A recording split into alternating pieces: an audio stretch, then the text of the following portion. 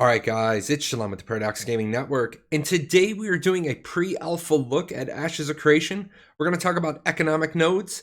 Now, the important thing here is this is not an introductory video. This is going to be getting into some advanced stuff, some very detailed stuff about one type of nodes. If you're new to Ashes of Creation, make sure you check out Ashes 101 on nodes in the upper right-hand corner. That's going to give you all your basics, all your foundations. Then you can come on back and learn about the specifics of economic nodes. Remember, a lot of the things we talk about today, we're not going to have solid mechanics for. Steven's talked about this in the past. He says he has all of the game design information in his head. He tries to put some of it down in a blog. He can't go into great detail on every single thing. Otherwise, the blog would end up being like 900 pages. So for today, the only thing you need to know is this is on economic nodes, and we're going to teach you how to make it rain. With that said, I want to say that this was another very solid blog. I do like the fact that we're getting good information. We may not be getting it as timely as we want, but when we get it, it is very good. A little bit of sprinkle of new stuff. I know a lot of people have been following the game for 2 years, say it's not enough new stuff. Well, the truth is we're getting a little bit of sprinkle of new stuff. We're getting some of the old stuff reaffirmed. Remember, the game is constantly in development. It's constantly changing. Just because something was said in 2017 doesn't mean it's going to make it to the final cut. So that's what these blogs do. They kind of let us know, hey, maybe something ended up on the chopping block. And I think it's great to have a comprehensive document to send people to. Now, when I say comprehensive, I mean the big picture view. I don't mean in the details. Like I said, in a few minutes, we're going to talk about stuff. I'm not going to be able to tell you any more about the mechanics other than a single line. We know this is a fact. We don't know what it means. Before we jump into that, I do have to say I love this little sprinkling of lore that we get as well. You're talking about the names of kings, the name of famous explorers. I'm actually indexing all of this because I'm the kid in college who doesn't know what to study, so I'm studying everything. It's a strange feeling. I got this strange feeling all this lore is going to be important, so I'm trying to keep a record of it. So what I want to do now is I want to jump into the unique buildings, but before I do want to say services offered in unique buildings are not node exclusive. We found this out last month. A lot of people were concerned about training, especially artisan skills and scientific nodes. What if I don't live near a scientific node? What if my server doesn't have a scientific metro? What's that going to do for my gameplay experience? What Steven said was, yes, you will be able to not only learn, advance, and progress within the artisan tree regardless of the scientific node, but there are certain mastery benefits that are granted. Even though those masteries can be achieved elsewhere, it's a much more difficult path in order to do so, and the masteries may not be present at the same results and or yields that scientific masteries can be attained. But it is possible, yes. The citation for this is the Dungeon Crawler Network interview that was posted on 15 April. So what this means is, just because you see something in the next couple of slides that says it belongs to an economic node at this stage, doesn't mean it's necessarily exclusive. You may be able to attain it somewhere else. It's just going to be more difficult. So to jump into these unique buildings, at level 3, the unique building becomes available. And at level 3, our economic one is a market. You're going to see the first time that you're going to have auction houses where raw resources and processed goods may be posted. I'm going to talk about the auction house thing in just a little bit. I want to remind people there is no global auction house. You can create a very large auction house network, but it's not going to work the way people are accustomed to auction houses working. We're also going to be having the trade hauling stables for tier 1 mule training. Now, mules and caravans are going to be very important. If you guys don't remember caravans, up there is the Ashes 101 on caravans. You are limited to how many gatherables you can carry. Your mule carries 10 times more than you.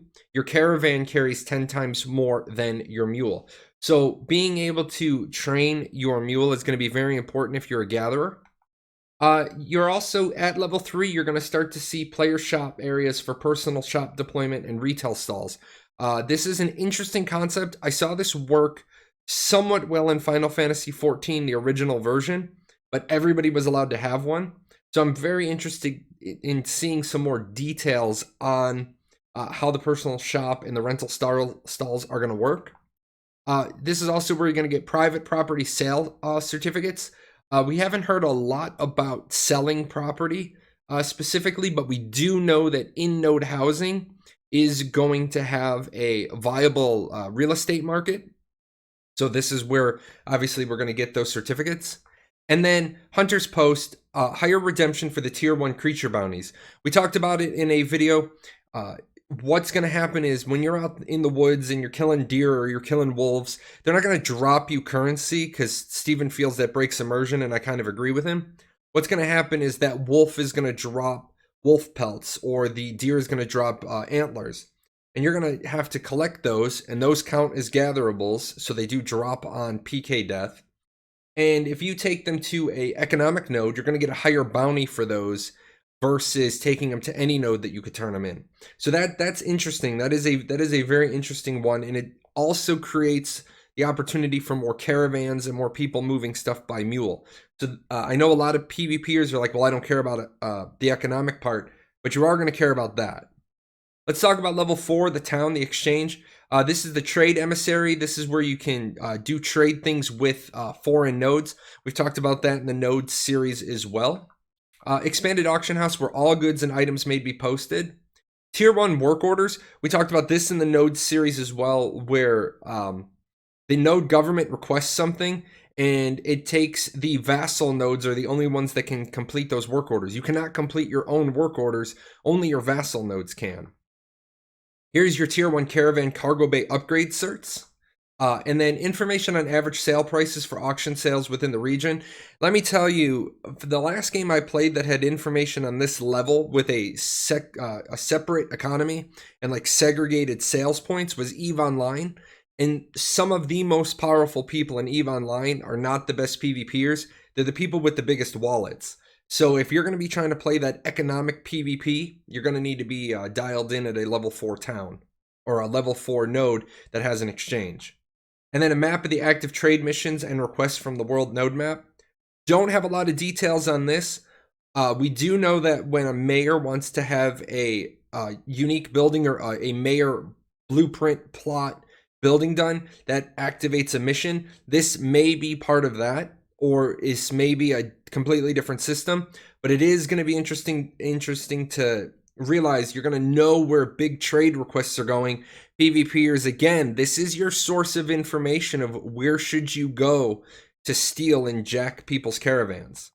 And then the exotic hunter store, tier 2 creature bounties. Now, before you ask, I don't know anything about the tiers of creatures. I'm sure we're going to get that at a later time. And tier 1 business licenses. Again, don't know anything about the business licenses specifically. We do know people can own their own taverns, people can own their own inns, and this is probably the easy way to get that license. But again, as I said at the beginning, there's going to be other ways to do it. Let's jump into the Galleria. Here's your tier 2 business licenses, your map with information on the current exchange rates for resource-based trade routes. Again, don't have a lot of information on that, but I'm sure we're going to get it. Tier 2 work orders, these can be initiated by citizens or node governments and can be fulfilled by citizens and non-citizens. This is going to be interesting when we get more information on this, because like I just said, the rich people are going to have the pile of money. You can create a lot of activity in your area depending on which work orders are available and how you give people the opportunity to make money. Tier 2 caravan upgrade certs, again, going to be important. Trade 2 hauling stables for mule training, the trade embassy, and the Royal Hunters Lodge. So as you can see, there is a driving need to have at least a level 5 economic node nearby to you. Otherwise, you're not going to be getting top dollar for all your, your grinding kills. So this information that we got, actually, I thought it was just going to be one default turn-in, and it looks like Steven has broken it down into 3 different segments. And then the inventory expansion and weight managed training certificates. I know a lot of people had a lot of concern for this. Hopefully we get a little bit more information from Steven in the future. This is going to be one of the things that we have to test. I know a lot of people saw this line and they were like, oh God, no, it's BDO all over again. This is going to be one of those where we need the vocal majority, not the vocal minority. When we get into testing, if you like it, say you like it. If you don't like it, say why you don't like it. Remember, there's a difference between feedback, this sucks, and meaningful feedback, this sucks because ... Then we get into the Metro, we get into the Emporium, worldwide sales prices for auction house across Vera, tier 3 business licenses, Trade skill mastery qualifications. Now remember, people jumped up and down again and they said, well, I can't master my trade skills without a level 6 metro. Not necessarily. Remember, there's things you're going to get from the scientific nodes. You get things now you can get from the economic node, and we still have to get 2 more node type blogs before we can start to say this doesn't line up. Player shop certificates allows deployment outside of designated player shop areas. This is very interesting. I know we had a discussion about sales carts out in the world. I'm personally against them. If there's allowed to be too many, I do like the idea of just being able to set up at a crossroads with your wagon with food, water, weapons, maps, whatever. I think it's a good idea. It just has to be controlled properly so we don't have, like Final Fantasy XI, on your way into Juno, you had people lined both sides of the wall, and it was nothing but player bazaars. Tier 3 caravan upgrades, mule training, Tier 3 work orders. Now, Tier 3 work orders are interesting. These may be initiated by non-citizens and can be fulfilled by citizens and non-citizens. We really need a lot more information on these Tier 3 work orders. And then, of course, the Legendary Hunter's Lodge, Legendary Bounties. This is a big one. I'm thinking this is me. I'm thinking this might be like your world bosses and some of what they drop.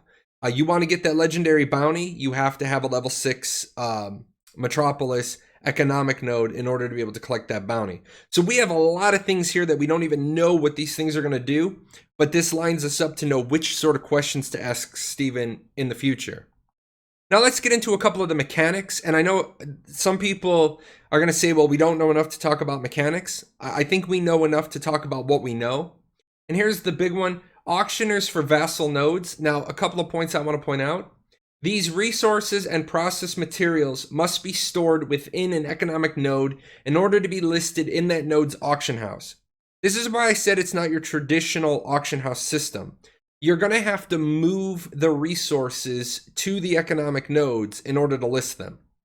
I also want to point out this word bid, and I'm going to point this out several times because the buyer will presumably have to travel to the economic node to collect their purchases. Otherwise, it renders the caravan system irrelevant. I know a lot of people when this blog came out, they were like, but I can just buy what I need. I don't have a soundbite one way or the other. I'm hoping to get confirmation from Intrepid. I do believe that since you have to travel to the economic node to bid, that's where you'll be when you collect your purchase. You won't be standing somewhere else and then magically transport the stuff to you. Nothing I have indicates that's the case. Everything else I have from 2 years of talking to Steven indicates that is not the case. I also want to say the unique building right here, I know we talked about it, but the auction house where raw resources and processed goods may be posted. This is really important. What I want to do is give you an example of the world. And again, these are all my maps. I make these. You're down there and you're in between a couple of mountains. Down there by a volcano, you're collecting stone and gems and ore. Now you got to make a choice. Where are you going to take it? Are you going to take it over to the local economic node? Or are you going to take it to the divine node? Well, you'll notice I made this equal distance between. You may have a independent, buyer. You might have a patron who has said, hey, I need you, who lives in the divine node that says, I need you to go gather X resources. And that would justify why you would bring them back to the divine node.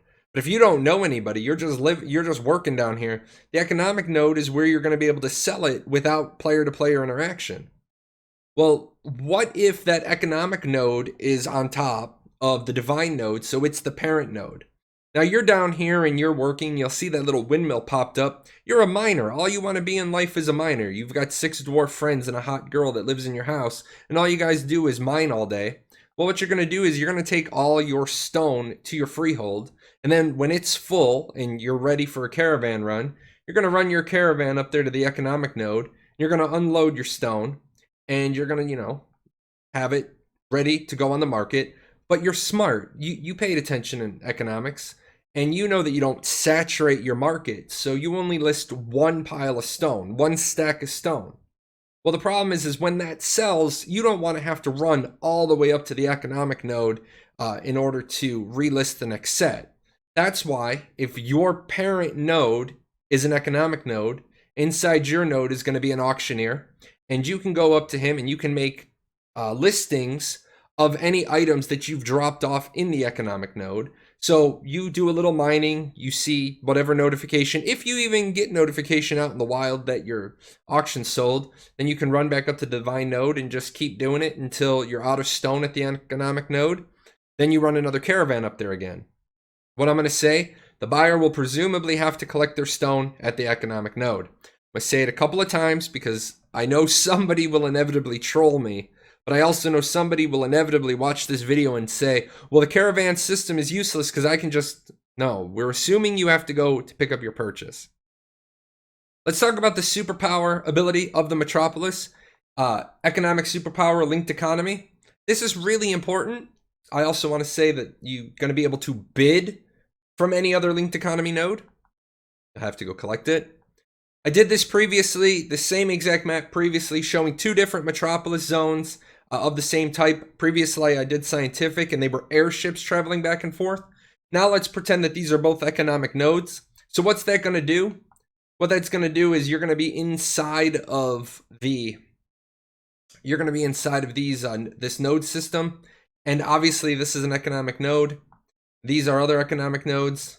So you're here and you're at your village, and it's a stage 3. You're allowed to have the unique special building.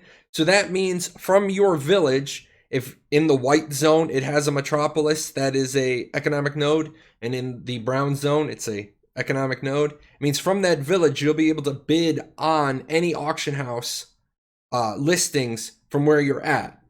Now the question becomes, what if this node down at the bottom was an economic node? Would you be able to stand in that encampment and also do your bidding on all those other auction house systems? And the answer, of course, is no, because the unique building doesn't appear until stage 3. That's a big one people keep forgetting. I keep hearing people say, oh, well, in my level 1 node, I'm just going to have an auction house. No node can have the special unique building until it is at least level 3. So it's 3, 4, 5, and 6. With that said, guys, I do want to do a last video revisit. Sometimes at the end of my videos, I chuck these in. I did a video on some concerns I had with Ashes of Creation with Intrepid Studios. And from my last video, what I said, one specific line, I don't know what Toast's intentions was, if she was trying to diffuse, April being housing month. Now, that's actually exactly what I said. I do exact citations.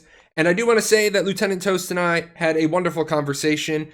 And to get some clarity, yes, the soundbite in reference was in reference to housing month. And that what that was is that a lot of people got it in their head that 1 month was nodes month, the next month was housing month.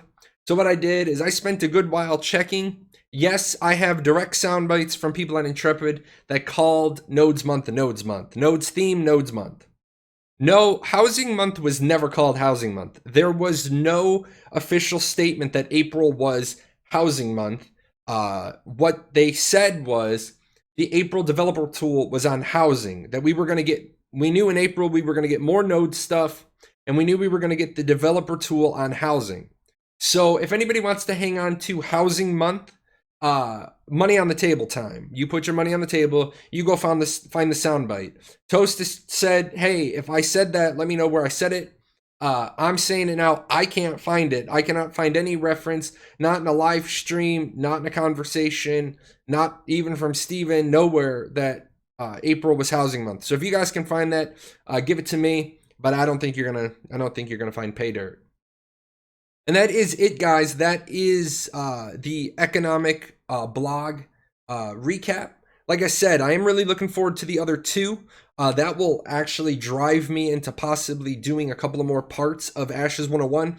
Right now, I don't have enough to do Ashes 101 content, so I'm doing pre-alpha looks. If you want to talk more, I'm on Discord, Jahlon #0001.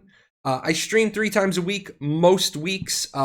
Sometimes if there's a holiday or if I'm not feeling well, I don't jump on stream. Doesn't matter what you see me streaming, you can just swing on by, ask an Ashes question, I'll answer it in real time. And as always, special thanks to my sponsors. People at Patreon are great. They give me money to give away. I actually don't keep any of it. You'll find a link in the description below. It's you like free money. You click on that. In just a little over a month, I'll be giving away 5 gift cards. But I couldn't do that without these guys. These guys are great for letting me do that. And make sure you check out ashes101.com. I am working on that. I am trying to keep it up to date. Keep it nice, neat, clean, give you guys a text version of guides. It's not like a wiki. I don't just do straight citation. I do kind of make it like a textbook so you can read it, maybe absorb it, maybe help you understand it, and ask better questions. So that's it, guys. I'm going to put this one into post-production, and then it is Memorial Day weekend, so I got some Memorial Day celebrating to do. You guys take care, and I will see you at the end of the week. There is a Intrepid live stream, and I'll do my usual live stream recap then. You guys take care. Hey, where are you going? You're not done yet. See these videos? There's videos up here to watch. You gotta go over here. Hit the chibi. Subscribe to the channel. Check out the webpage. And I'll see you guys on Twitch.